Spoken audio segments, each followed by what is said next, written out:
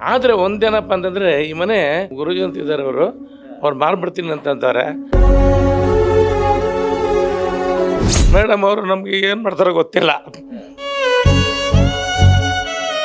ಸಡನ್ನಾಗಿ ಹೋಗೋದು ಎಲ್ಲಿ ಹೋಗೋದು ನಾವು. ನಾನು ಹೇಳಿದೆ ಮೇಡಮ್ ನನ್ನ ಕೈಯಲ್ಲಿ ಆಗೋವರೆಗೂ ಇರ್ತೀನಿ, ಆಮೇಲೆ ನೀವೇ ನೋಡಿ. ನಿಮ್ಮ ಮಕ್ಕಳೆಲ್ಲ ಬಂದಿದ್ರಾ? ನೀವ್ ಯಾಕೆ ಹೋಗ್ಲಿಲ್ವಾ? ಅವನ ಹತ್ರ ನಂಗೆ ಹೋಗ್ಲಿಕ್ಕೆ ಇಷ್ಟ ಇಲ್ಲ. ನಮ್ಮ ಜೊತೆಗೆ ಹಿರಿಯ ನಾಗರಿಕರಾದಂಥ ವೆಂಕಟೇಶಪ್ಪ ಅವರಿದ್ದಾರೆ. ಸೊ ಸಾಂತ್ವನ ವೃದ್ಧಾಶ್ರಮದಲ್ಲಿ ಆಶ್ರಯವನ್ನು ಪಡ್ಕೊಂಡಿದ್ದಾರೆ. ಸರ್ ನಮಸ್ಕಾರ, ಹೇಗಿದ್ದೀರಾ? ಚೆನ್ನಾಗಿದ್ದೀನಿ. ನಮ್ಮ ಲತಾ ಮೇಡಮ್ ಅವರು, ಗುರು ಮೇಡಮ್ ಅವರು ನಮಗೆಲ್ಲ ಚೆನ್ನಾಗಿ ಸಪೋರ್ಟ್ ಮಾಡ್ತಾರೆ. ಆದರೆ ಒಂದೇನಪ್ಪ ಅಂತಂದರೆ ಈ ಮನೆ ಗುರುಜಿ ಅಂತಿದ್ದಾರೆ ಅವ್ರು ಮಾರ್ಬಿಡ್ತೀನಿ ಅಂತಂತಾರೆ. ಮೇಡಮ್ ಅವರು ನಮಗೆ ಏನು ಮಾಡ್ತಾರೋ ಗೊತ್ತಿಲ್ಲ.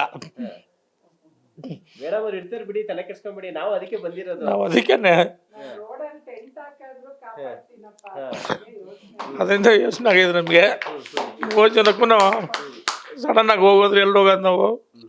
4 ವರ್ಷದಿಂದ ಚೆನ್ನಾಗಿದ್ದೀನಿ ಇಲ್ಲಿ. ಒಂದೇನಪ್ಪ ಅಂತಂದರೆ ಮೊನ್ನೆ ನನ್ನ ಎದುರುಗಡೆ ಮನೆ ಮಾರ್ಬಿಡ್ತೀನಿ ಖಾಲಿ ಮಾಡಿ ಅಂತಂದವ್ರೆ. ನಮ್ಮ ಮಾನ್ಯ ಸಿದ್ದರಾಮಯ್ಯ ಸಾಹೇಬರು ಸ್ವಲ್ಪ ಮನಸ್ಸು ಮಾಡಿ ಸ್ವಲ್ಪ ಜಾಗ ಕೊಟ್ಟು ಸ್ವಲ್ಪ ನಮಗೆ ಆಶ್ರಮಕ್ಕೆ ಜಾಗ ಕೊಟ್ಟು ಹೆಲ್ಪ್ ಮಾಡಿದ್ರೆ ಅವ್ರಿನ್ನೂ ಸಾಕಷ್ಟು ಜನ ಸಾಕೋ ಕೆಪಾಸಿಟಿ ಇದೆ. ಅವ್ರ ಜೊತೆಗೆ ಇವರು ನಮ್ಮ ಗುರು ಮೇಡಮ್ ಅವರು ಸಪೋರ್ಟ್ ಮಾಡೋಕ್ಕೆ ಇದ್ದಾರೆ. ನಮ್ಗೆ ಇನ್ನೇನು ಬೇಕು? ಅದರಿಂದ ದಯವಿಟ್ಟು ಕರ್ನಾಟಕ ಸರ್ಕಾರ, ಮಾನ್ಯ ಮುಖ್ಯಮಂತ್ರಿಗಳು ಇದನ್ನು ಗಮನದಲ್ಲಿ ತಂದು, ಲಾಸ್ಟು ಹಿರಿಯ ನಾಗರಿಕರ ಸಮ್ಮೇಳನದಲ್ಲಿ ಹೇಳಿದರು, ನಂದು ಈ ಬಡ್ಜೆಟ್ ಆದಮೇಲೆ ಎಲ್ಲ ನೋಡ್ತೀನಿ, ಆಮೇಲೆ ಹಿರಿಯ ನಾಗರಿಕರಿಗೆ 1200 ರೂಪಾಯಿಯನ್ನು 2000 ಮಾಡ್ತೀನಿ ಅಂತ ಹೇಳಿದರು. ಅದ್ರ ಬಗ್ಗೆ ಏನು ವಿಚಾರಣೆನೇ ಇಲ್ಲ. ನಮ್ಮ ಆಶ್ರಮಕ್ಕೋಸ್ಕರ ಸ್ವಲ್ಪ ಜಾಗ ಸ್ವಲ್ಪ ಸಹಾಯ ಮಾಡಿ ಇದು ಮಾಡಿದ್ರೆ ನಮ್ಮ ಲತಾ ಮೇಡಮ್ ಅವರು ನಮ್ಮನ್ನೆಲ್ಲ ಸಾಕ್ತಾ ಇದ್ದಾರೆ.